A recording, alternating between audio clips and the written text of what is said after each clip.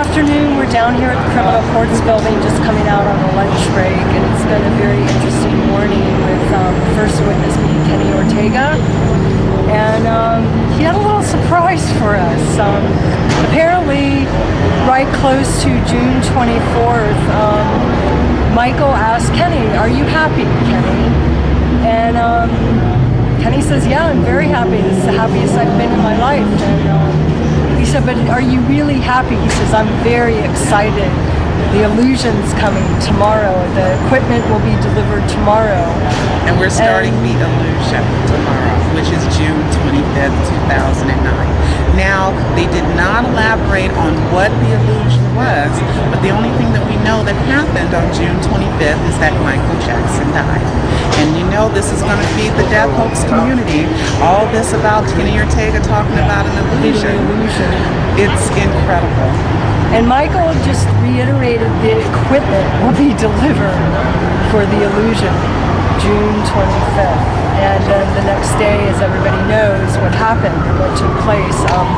The second witness now, as we walked out outside for a lunch break, was Michael Amir Williams, talking about his experience being the bodyguard to Michael Jackson. No, personal assistant. His personal assistant. He hired the security. He was in charge of the security. He had more access to Michael than the other staff did. Pretty much, he was the one that drove the children to the hospital, even though he was not there during the time that Michael Jackson was in distress. Dr. Murray called him supposedly first around 12:13 and said, you know, he was frantic. Michael had a bad reaction to the medications, and they got off the phone because Michael Amir was not there. Michael Amir immediately called Alberto Alvarez, and Alberto Alvarez was on the property, but he was in the trailer in the back. And he was given permission to go inside the house and to go upstairs by Michael Amir, because no one was allowed upstairs except for the maids and the family. And he went upstairs, and that's when we heard the 911 call. But they did mention something that Alberto Alvarez said that Michael was giving, Dr. Murray was giving Michael severe warning. So that sounds crazy. So anyways, we'll be back upstairs after the break, and we're going to be bringing Michael Amir back on for the rest of his testimony. And he was quite skittish.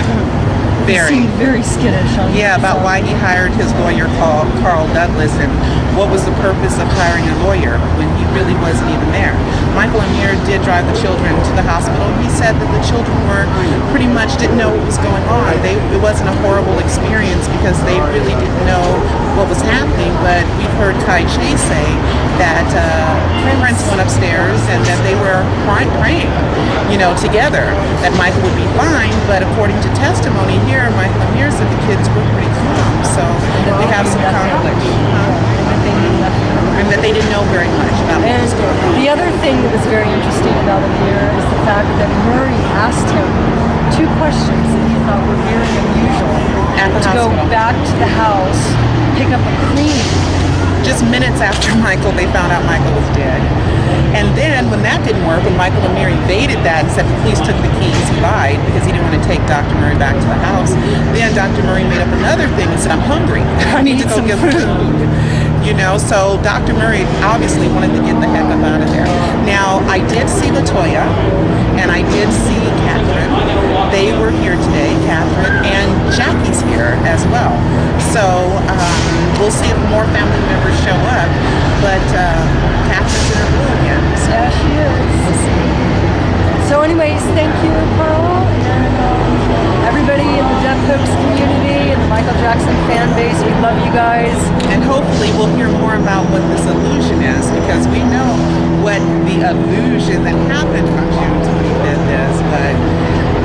Yeah, Kenny Ortega was very certain on what he was talking about. The other thing that happened while Kenny was on the stand is that he asked for a cup of water. Because he says, my throat's very dry, I need a cup of water. So, such as the afternoon. We'll be back reporting after this. Thanks for listening.